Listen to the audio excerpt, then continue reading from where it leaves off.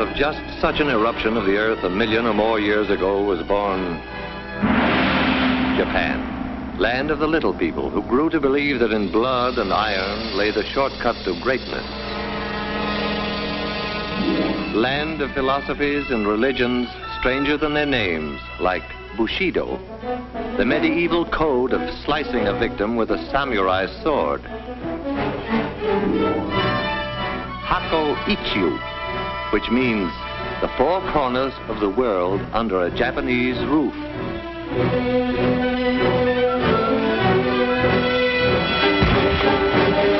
And Shinto, which assures its people that the answer to all things comes from the skies. The truth of that one they were to discover. Old Japan was primitive. The history of the new Japan is a story of successful copying. On a tradition of peace and love of the soil, the new Japan suddenly turned its back and copied our locomotives, our planes, our great ocean-going liners. Even Tokyo might have been transplanted bodily from the Western world.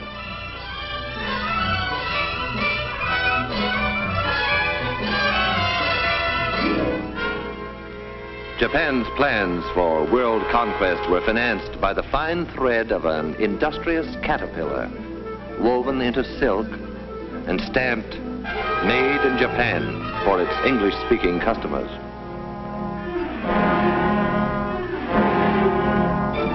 Soft silk sent away for hard scrap iron to be forged into weapons and returned to us eventually in hate.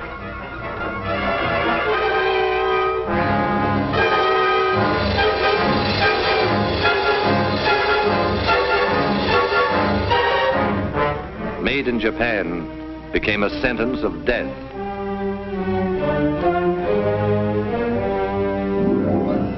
How will it end for the little people who wanted to enslave the world? The answer to that was to come, like the answer to all things, from the skies. Only when it came, it was to be stamped, "Made in America," as it was, for instance, on Doolittle Day, when the Hornet, the first Shangri-La, pointed her prow right at the heart of Tokyo.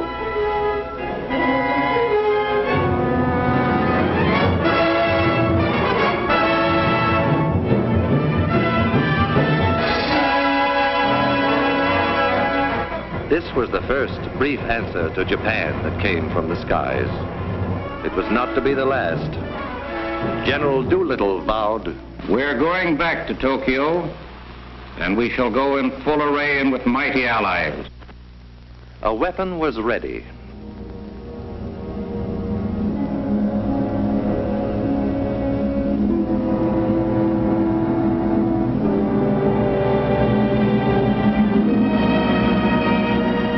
Through these forbidding doors, ceaselessly, day and night, come trains bearing the materials that skill weld, forge, and rivet into an instrument dedicated to the destruction of the enemy. This is only one of many plants that one day appeared where just the day before, it seemed, was pasture land, or the place where they were building washing machines. When the workers reported for the first time, few of them guessed the exact nature of what they were building. They knew that a giant plane would result, but beyond that it was largely conjecture.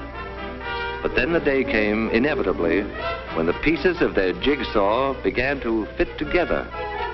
The day when the mountains of material and the millions of man-hours all combined to confirm the assembly line rumor, the washroom gossip, and their honest-to-God American curiosity. They were building the mightiest aircraft in history. They were building a plane for the Army Air Forces that would reduce the huge fortresses and Liberators to medium bombers. They were building the Boeing-designed B-29 Superfortress. And this is how they built it. Enough aluminum is stored here to lay a silver carpet over every street in Tokyo. Aluminum sheet to be brought to life by these machines and the workers who operate them. They give it shape and personality. Their stamping machines, their presses, lathes and drills, coax it and pound it and pierce it into the multiple patterns prescribed in 50 tons of blueprints. It was bauxite a month ago, dead in the ground. Miners dug it out of the Arkansas hills. And then in some distant factory, bauxite came in at one end, an aluminum sheet rolled out the other. One day from now, in the stratosphere above the clouds, it will mirror the sun. In a month, out of the ground and into the sky. These will be the wings to take it there. From the confusion of manpower and equipment within this massive jig will emerge the fabulous 117, a wing of completely new design, which will carry more weight, faster and higher than any other wing. The jigs themselves, the fixtures and the tools were designed so that unskilled workers could be expert with them in a week, whether they were farmers or clerks, cotton pickers or housewives, salesmen or ex-soldiers.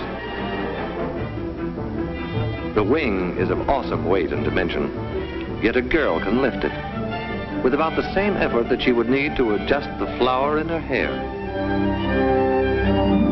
Space and the handling of bulky parts have always been problems in assembly production. The engineers who designed this plant solved both problems at once with a few strokes on their drafting boards. They moved traffic to the ceiling. Thus, they allowed workers more time at machines, and machines more time at work.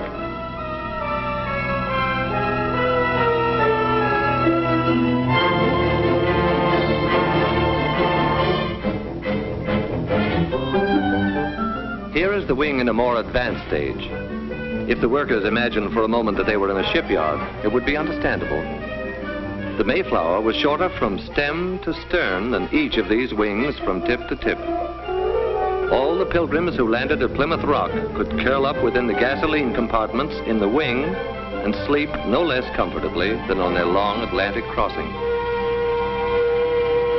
Each of these nacelles will encase an engine of 2,200 horsepower, 4 of them harnessed to one Superfortress, 8,800 horsepower. What does that mean? Horsepower means more than 300 miles an hour. Horsepower means flying high enough to see all the New England states at once. Horsepower means victory in the air. When these skeleton nose sections are enclosed in aluminum and glass, they will be the most comfortable cockpits a bomber ever had. The windows cannot cloud or frost. The pilot's instrument panel is less complex than the dashboard of an automobile. Soundproofing allows talk without the interphone. And because the entire compartment is a pressurized tank, the air remains practically constant from prairie level to the rarefied atmosphere over the Himalayas. Back of the control cabin is the huge center section. Here the wings will be set. Here the bomb bays will hold the greatest weight of death ever lifted into the skies. Toward the tail, another big pressurized chamber will house the rest of the crew, except the rear gunner, who has a cabin to himself. If in some stratospheric emergency, a crew member must travel between front and rear pressurized compartments, he can slither through this connecting tunnel. An armor glass observation blister. Durable, crystal clear, eyes of every Superfortress.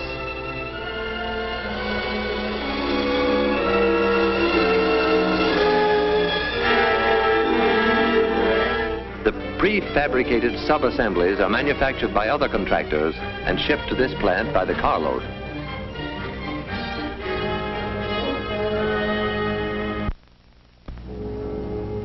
What has been shown here is being duplicated in plants all across the country. Identical miracles of modern machinery, nursed and tended and made productive by people who look and think like these people. The fair, the dark, people with deft hands and unblinking eyes, the strong with their willing muscles, and those less strong but as willing, the braided schoolgirls, the white-haired grandmothers, the old young, the young old, the little ones and the less little ones, working together in intimate harmony. Their product, death. Their goal, peace. These workers are the lucky ones who see the finished product of their labor roll off the line. Every hour of every day, they are witness to this awe-inspiring ceremony, this tremendous wedding of material and man-hours, this climax in the history of man's conquest of the air.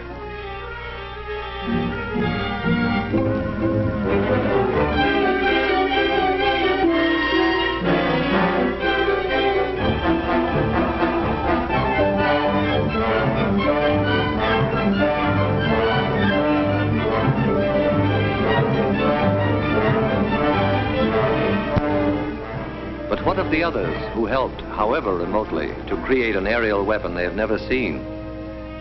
The lumberjack who felled the trees that became the blueprints of the B-29. The bauxite miner in the Arkansas hills, and the miner of iron and coal. The builder of guns and engines and propellers.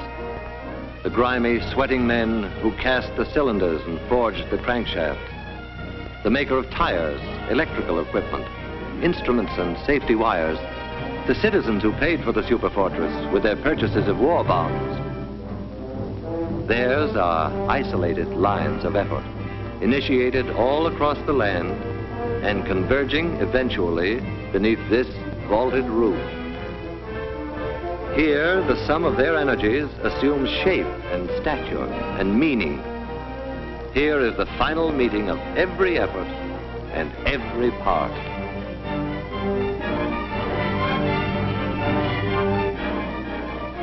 A bold insignia will proclaim to the enemy that this is the proud new weapon of the United States Army Air Forces. But it is our plane, too, because we, the people, built it. We conceived it, financed it, gave it wings.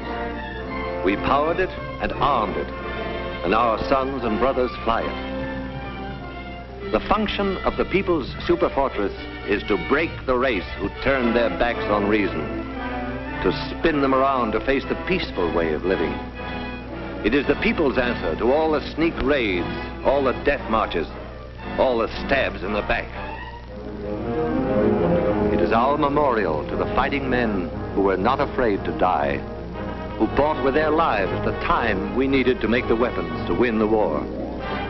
Like this weapon, which 50 hours after its tests will be landing in India or China or some other faraway Shangri-La to regain its breath before the final assault for which the people destined it.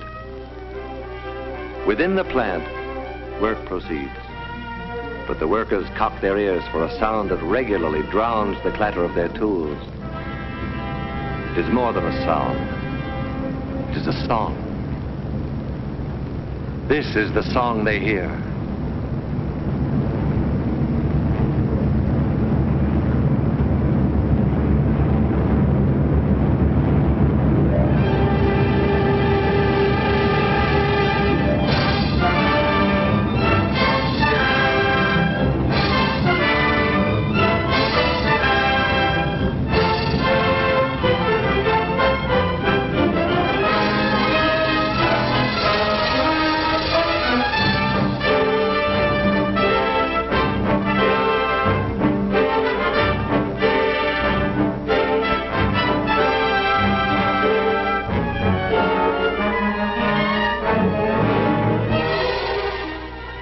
The story begins in 1939, when the far-sighted Army Air Forces said, "We want a plane for our defense that can fly a bomb load thousands of miles out to sea and return."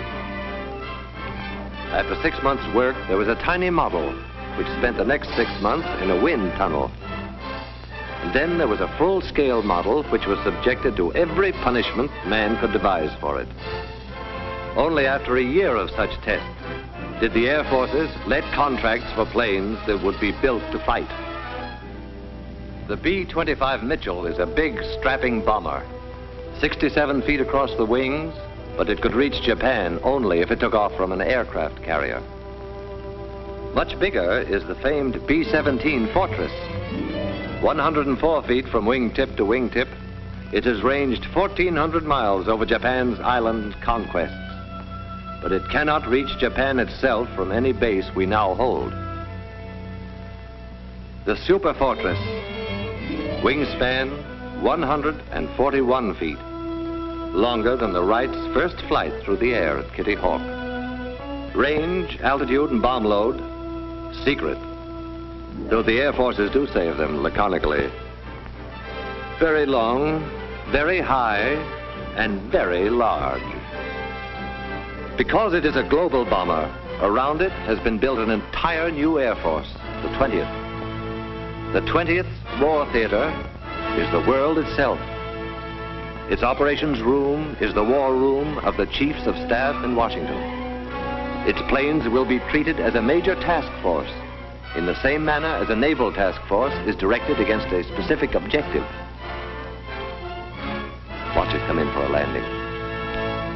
A revolutionary set of flaps that constitutes nearly 1/5 of the wing area gives the ship a low landing speed and a shorter landing run than many a plane half its size.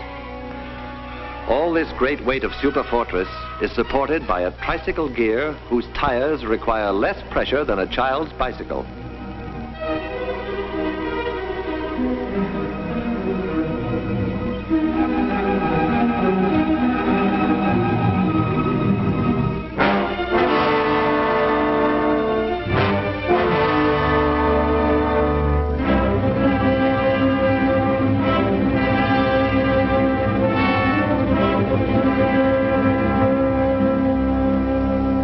Somewhere in western China, 500,000 nameless people wrote their magnificent chapter in the saga of the Superfortress. 2,000 years after their ancestors built the Great Wall for the defense of China, these farmers transformed saturated rice paddies into airfields for offense against a new invader. They had no machinery as we know it, only their million hands, and a searing memory of anguished years since Japan set out to annihilate them. Stone by stone, layer after layer, bound together not just with muddy water, but with the blood of their brothers who died under the samurai sword. And soon there were runways to bear the weight of a whole fleet of superfortresses. Revenge for the nameless people was close at hand.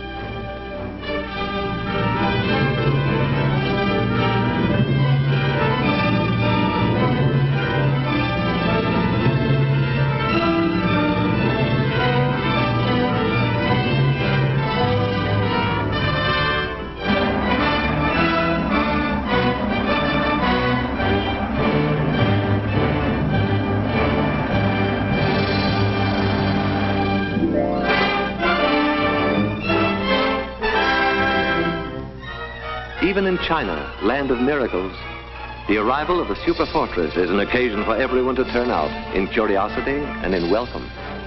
A welcome now, but journey's end on the other side of the globe is only the beginning of another, grimmer journey. The tanks will have to be filled, the engines given a final check, the guns armed, the bombs set in the racks, and then briefing. And the assembled airmen will listen to words that a few years ago would have been fantastic, but today roll casually off a briefing officer's lips. The target, gentlemen, is Japan.